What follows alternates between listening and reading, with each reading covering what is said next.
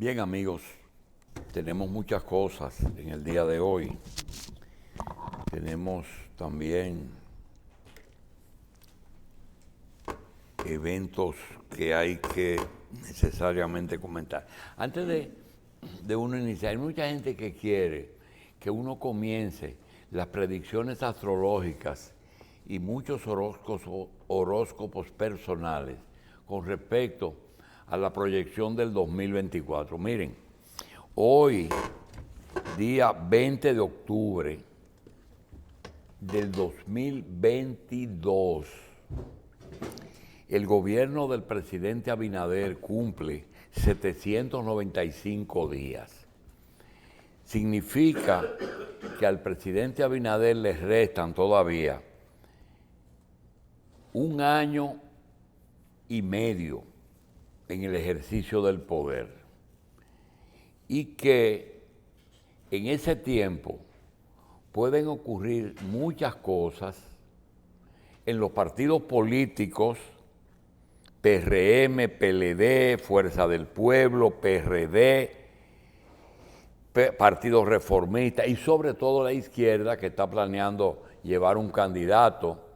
Pueden ocurrir muchas cosas. Entonces, empezar ahora a decir cosas que realmente iniciarían muy temprano respuestas a temas que, aunque ya la campaña comenzó, porque es innegable que se sepa, empezar a decir que va a haber una segunda vuelta, que por quién va a votar tal o cual, se va a decir, pero tomando en cuenta que falta mucho. Por otra parte, las alianzas se pueden hacer o antes o después. ¿Por qué lo digo? Porque posiblemente el gobierno, el PRM, el presidente Abinader, frente a una posibilidad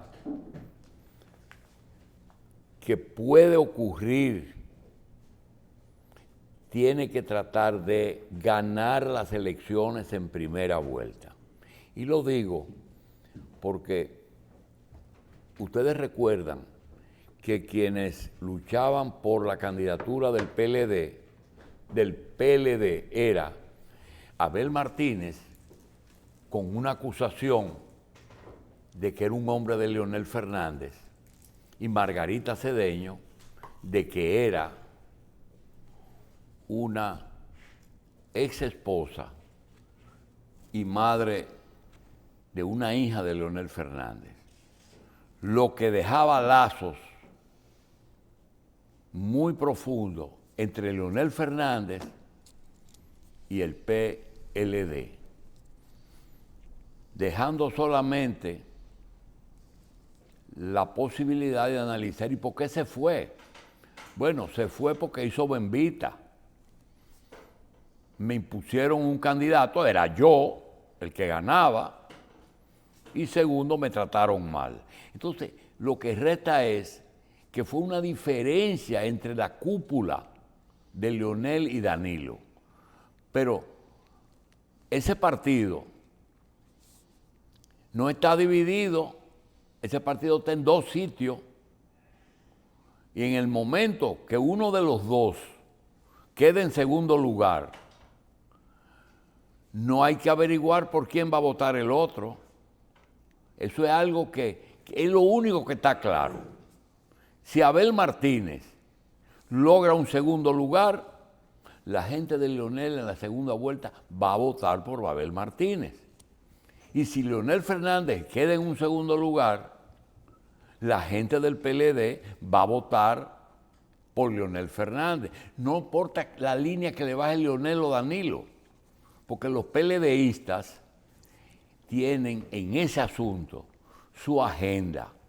Entonces, eso es lo que nosotros vamos a estar viviendo, pero no lo vamos a estar hablando todos los días. La posibilidad de las alianzas se manifiestan a través de la designación de vicepresidente, que el vicepresidente realmente nada más sirve para que si falta el presidente, pero los presidentes le dan trabajo, como el caso del actual vice, que cada vez que necesita un coordinador de un área importante, el presidente Abinader encarga a Raquel Peña. Entonces, en elecciones es más importante, porque que Leonel nunca ha promovido a nadie, acepta otro candidato, pero no lo promueve. Entonces, todavía el vice de Leonel no se sabe si es el mismo Leonel. Si se permitiera, él fuera el vice de él, porque es él. Ese es un problema que tiene el presidente Fernández. Solo yo y mi experiencia. Exacto. Entonces, pero vamos a suponer que quisiera llevar a Margarita. Puede llevarla porque ya están divorciados, pero no se vería bien. Dice, mira, no va a ocurrir. Poner un hijo no se puede. Entonces hay que esperar si Leonel puede llevar a un empresario, a David Collado, para crear un impacto con un acuerdo grande con Juan Vicini, y puede ser que convenza a alguien que no quiere, pero que son grandes amigos, a Manuel Corripio. ¿Por qué? Porque llevando, por ejemplo, a Manuel Corripio, yo le voy a decir una cosa, posiblemente yo no me sume a las huestes de Leonel, pero si él lleva a Manuel, puede contar con nosotros, pero totalmente. Es que Entonces, quiero decir que los vices son importantes en campaña. Lo normal de Luis es que lleve a Raquel otra vez, le fue bien con ella, pero ahí está Eduardo Estrella, que él anda con él para arriba y para abajo, ¿verdad? Está Carolina, pero hay que ver cuál sería la situación de esos candidatos a 6 meses de las elecciones. Eso es lo que va a determinar algún efecto. No, espérese, doctor. Por ejemplo, Miguel Vargas anuncia que él va a ser candidato, pero todo el mundo sabe que en primera vuelta, porque Miguel Vargas no va a irse en primera y en segunda. Él va en primera y luego va a sumarse, porque no es que Miguel no se lo merece. Miguel sacó un 48, un 47% en el 2008. Pero él no ha hecho el trabajo de rehabilitación después que Guido desbarató ese partido, ¿verdad? Entonces, el mismo Guido, ¿usted cree que Guido va a ganarle una convención a Luis? No.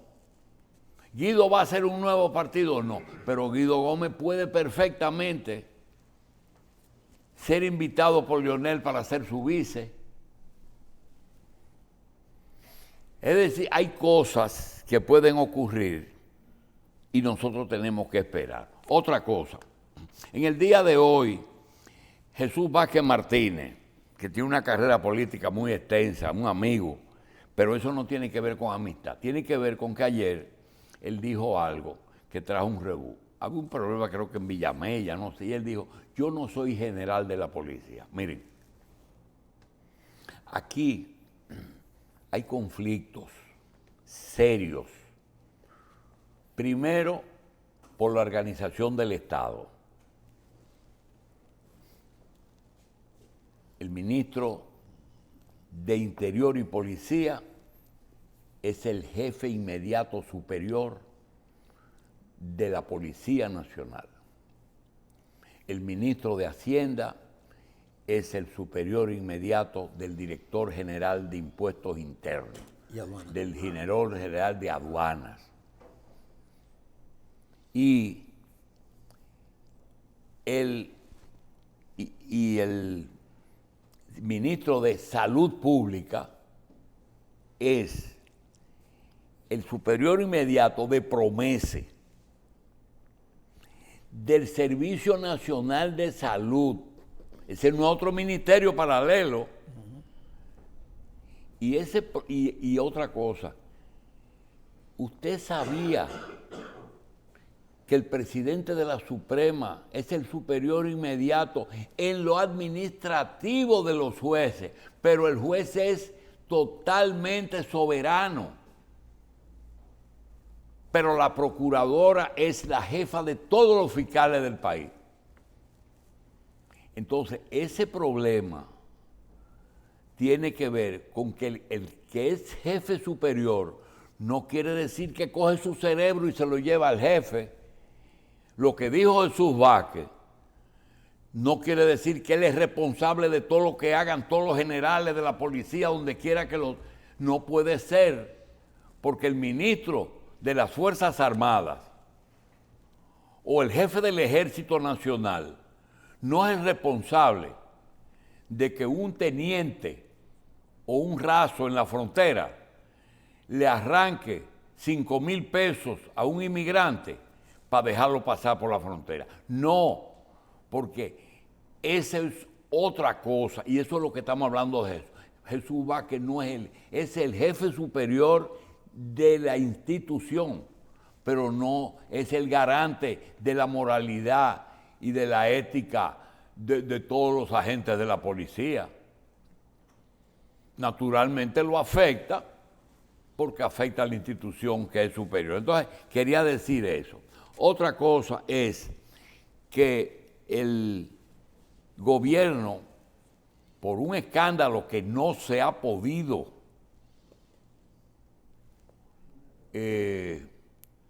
debatir ampliamente, y es por qué llega Kiko Tabar a la lotería.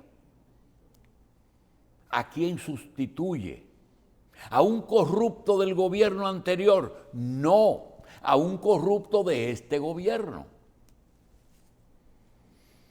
Entonces, ese problema trajo que el presidente le pida a un viejo roble que encabece todos los juegos de azar, provisionalmente, que se encontraban en 4 lugares diferentes. El juego lo controla Hacienda, Lotería, Impuestos Internos. Ahora le dieron todo a Kiko Tabar. Kiko Tabar aprovecha que hoy, por cierto, creo que hoy o mañana es el aniversario de la lotería, y él declara que ya hoy no va a permitir abierta ninguna banca que no esté legalmente inscrita y reconocida. Eso va a traer problemas, pero no le va a traer problema a Kiko, le va a traer problema a las bancas, porque las bancas han llegado a acumular un poder tan grande que tenemos un historial que da la impresión de lo que estábamos hablando con respecto a la estructura de los superiores. El PRD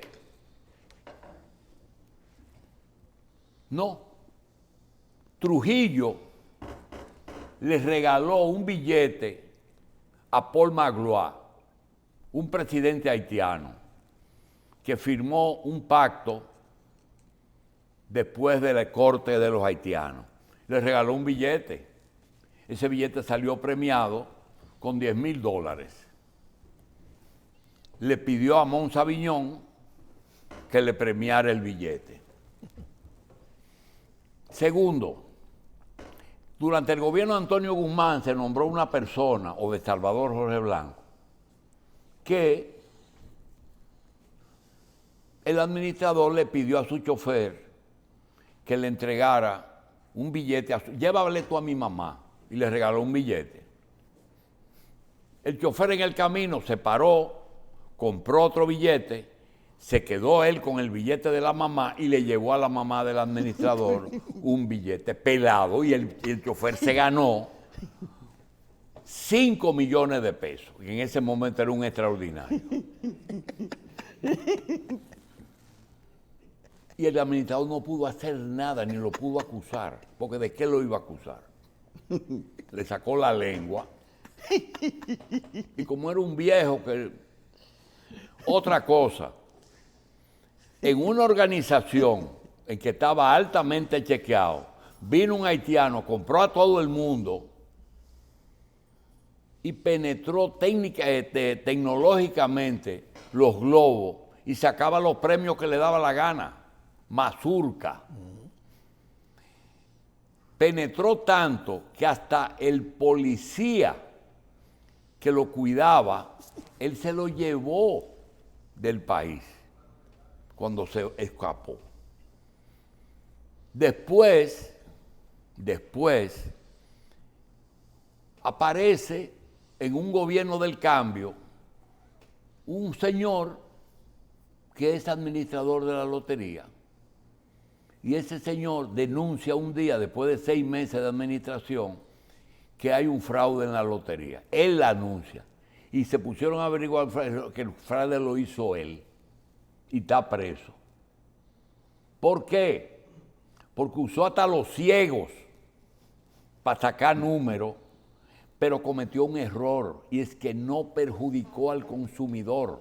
Porque total que el número que sale, el que lo tiene se lo saca o no se lo saca, sino que perjudicó a las bancas que eran competencia de él.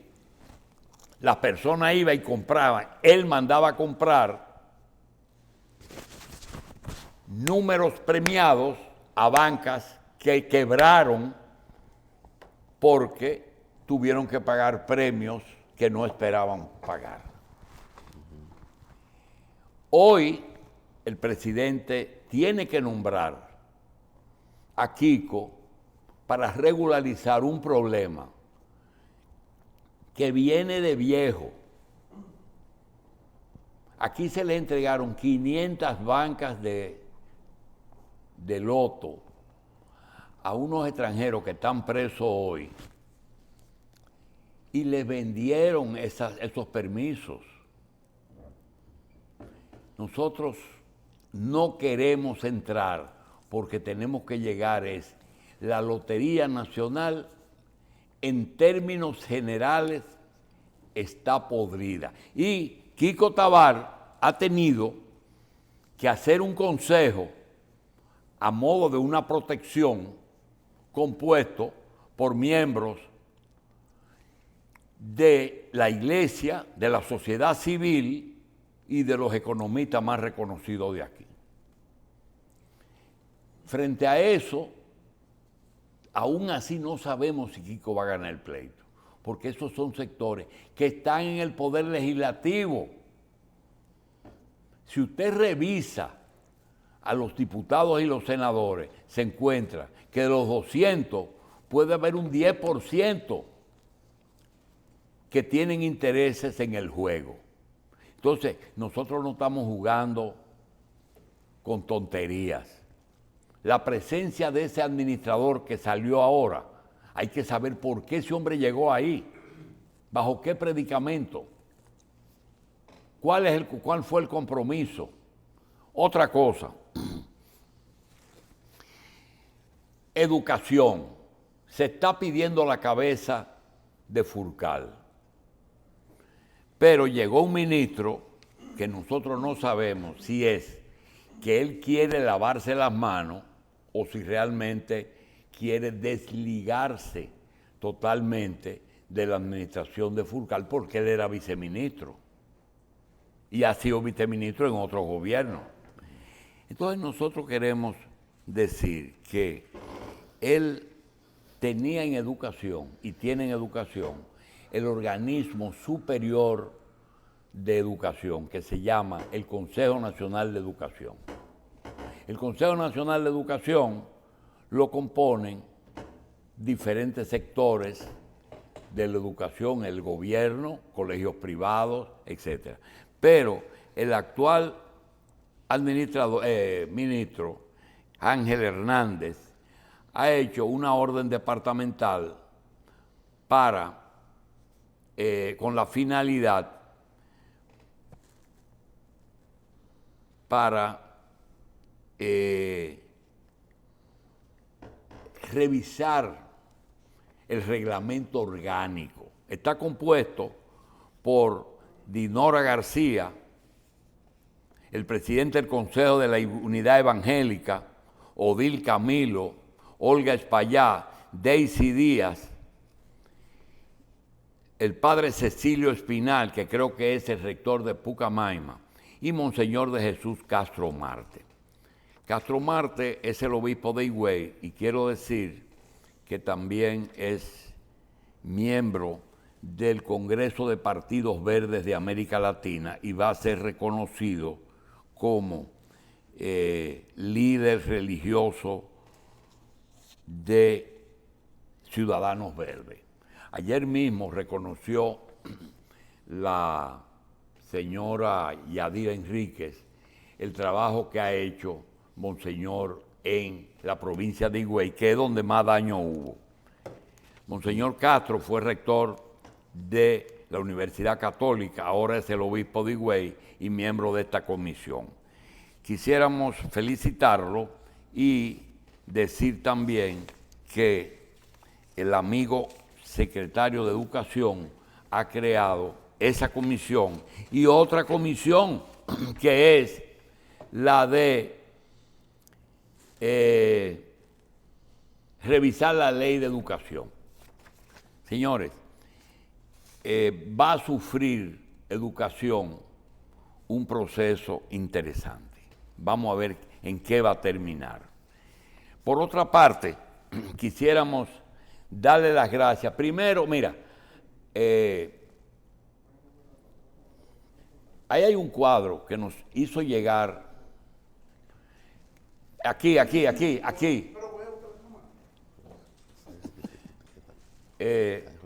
Ese no es el que nosotros quisiéramos. Aquí hay un cuadro que nos hizo llegar un amigo de Carlos y nosotros. Y llegó en un momento que olvidamos hacer el comentario. Hay un señor hondureño casado con una dominicana que es conductor de camiones de carga en el territorio americano, en la costa este de Estados Unidos. Él se llama Gerardo Osorto. Gerardo Osorto, es casado con una dominicana y nos hizo llegar una fotografía satelital de la península de la Florida. Óigame, nos mandó eso y a la semana atravesó el ciclón totalmente la península de Florida. Nosotros agradecemos porque nos sirvió mucho para conocer el trayecto de ese huracán en territorio norteamericano. Por otra parte, sentimos mucho que ayer se fue el maestro Solano, porque en el día de hoy nosotros recibimos un regalo. Ese regalo nos lo hizo el señor Luis Manuel Peguero. Luis Manuel Peguero es una persona que está pintando. Nos hizo ese regalo. Es un cuadro grande, ¿verdad? Es un cuadro grande en el que habría que parar una persona al lado para conocer. Carrión, páratele al lado para que se sepa el tamaño de ese cuadro. Es aproximadamente... Sí, como 3 por 5 Carrión pies más o tiene menos. 6 pies, tiene 6 pies de alto. Ese cuadro posiblemente tenga 3 por 4, 3 pies por 4 pies. Ahí está. Entonces, le doy las gracias a Luis Manuel Peguero. Nosotros lo conocemos como Lugo porque es su segundo apellido. Le doy las gracias a Lugo y voy a proceder a enmarcarlo para regalarlo más para adelante. Se lo voy a regalar a un coleccionista que cumplió años ayer. Ayer cumplió años Fernando Báez Guerrero. Fernando Báez, yo sé que ese es un regalo que él va a apreciar, pero Fernando Báez es el principal coleccionista dominicano, visto en conjunto, filatelia, numismática y arte. Naturalmente, por encima de él está Isaac Rudman, que en esas tres pues ha podido invertir más, porque es de más, y Isaac Leaf. Así es que Fernando es quizás el que se ha especializado por ejemplo, ahora mismo adquirió todas las obras de Ledesma. Hay una exposición en Baní. Le doy las gracias a Lugo por el cuadro. ¿Qué significa el cuadro? ¿Perdón? ¿Qué significa el cuadro? El cuadro no es que está al revés, es una pareja que está una encima de otra y lo que más me llama la atención es los colores cómo los usa. Es importante eso. Yo no soy experto en arte, tengo que consultar con mi asesor que se llama Benjamín Ramos. Benjamín Ramos es mi asesor en arte. Entonces, lo someteré para que me diga cuáles son las cualidades que debo agradecerle a Luis Manuel Peguero. Voy para allá. Tenemos que, hoy tenemos que hablarlo con Terrero eso. ¿Por qué hay tanta preocupación por el año que viene, la inflación, el desastre que viene económico? Y hay también unos toleteros que están hasta contentos porque creen que van a ganar las elecciones, producto de que nadie gana en crisis. Por tanto, Luis no va a ganar en una crisis. Luis ganó en una crisis y se jodió el que estaba. Y hay que inventar. Nosotros hemos dicho, hay cosas que no son solamente oro, dólares, sino también son valores que, como la numismática, es decir, las monedas, los sellos, el arte y las antigüedades, vamos a convencer al maestro Solano de que se haga o una sección o un programa de televisión en que se hagan subastas. Mira, por ejemplo, ese regalo que nos hicieron, otro regalo de un escudo que fue impreso por una editora en la calle José Reyes, que es una de las dos más antiguas editoras que imprimían sellos y cosas de este tipo. Ese fue Juan Ferrúa, editora Ferrúa. Es decir que doy las gracias al amigo de Miami, Gerardo Osorto. a Osorto, le doy las gracias a Lugo y le doy las gracias a mi amigo Estrella, que nos hizo llegar el escudo que imprimió Ferrúa hace mucho tiempo. Bien, vamos a hacer una pequeña pausa y regresamos.